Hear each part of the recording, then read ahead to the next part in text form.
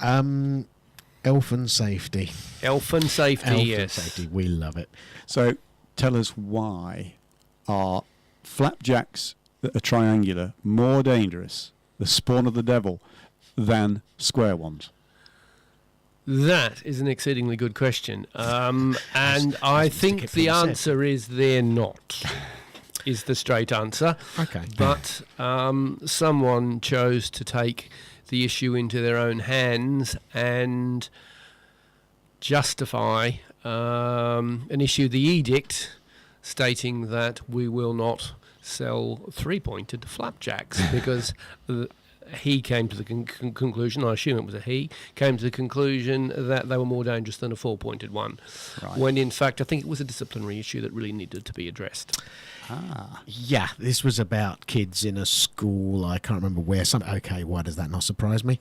Where kids were in a food fight, and the issue that the staff chose to deal with was the shape of the flapjack that hit a kid in the eye, not why there a food fight going on. Yeah, I don't care if it's a sponge cake.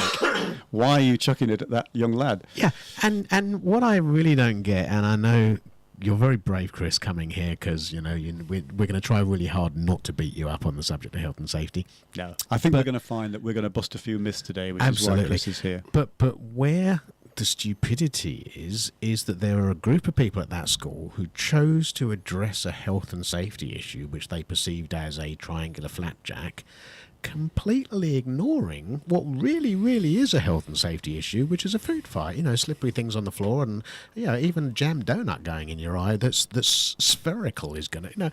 How could they miss that? And I know you can't answer the question because I'm hoping you weren't there. But how can they miss the whole health and safety thing about a food fight going on and focus purely on a triangular flapjack? Well, I think they deliberately tried to avoid it, is what it boils down to. More often than not, health and safety is used as a convenient excuse to not admit the truth. Yeah. And if we were more adult and actually admitted the truth and faced up to real facts and real issues, we'd all be a lot better off. There are, of course, plenty. There are lots of such myths. Things. Yeah. There are lots of myths, and it's those that I think that wind people up. And there's a website, Chris, isn't there? Yes, the Health and Safety Executive run a section of their website is called Mythbusters, and you can find that quite easily. And they have a panel of experts, if I can say that. A couple of people from the Health and Safety Executive, plus some other safety professionals and some members of the general public who basically adjudicate or give advice on queries and cases which the general public put to this particular panel. It's been running since 2007 and they are now up to case 150, and they're all on the website for people to have a look at. Excellent. Are you going to maybe throw a couple of those at us? I could certainly do that. I can give you a couple of examples.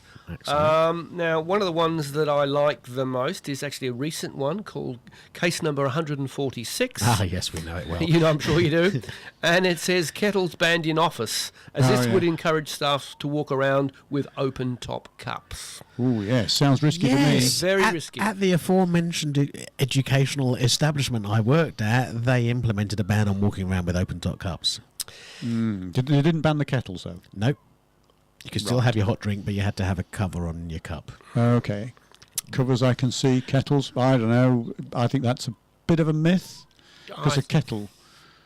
It is. Both the kettles and the open-top cups are myths. Ah, so the open-top cup things are myths. See, somebody being a jobsmith. I must email them. I could read you the couple of paragraphs, if you like, which is on the website, which I think explains things quite succinctly. It says, an officer's been denied the use of a kettle due to health and safety. The inquirer referred to case 69, which was an earlier myth on this particular website, whilst challenging this decision with office managers. They then changed their excuse to the fact that the kettle would lead to people walking around with open-top cups, which then represent a health and safety issue with regard to the chances of people spilling boiling liquids. The panel's decision was, it is clear from the evidence provided by the inquirer that the employer does not want to provide facilities for making and consuming tea and coffee in the office. and is using health and safety as an excuse. There is absolutely Gotcha. no reason to ban kettles or people walking around with hot drinks. The employer needs to own up to why they do not want to provide the facilities and stop hiding behind poor excuses. There you go. Hiding behind poor excuses. Tell me, can you tell me about Conkers?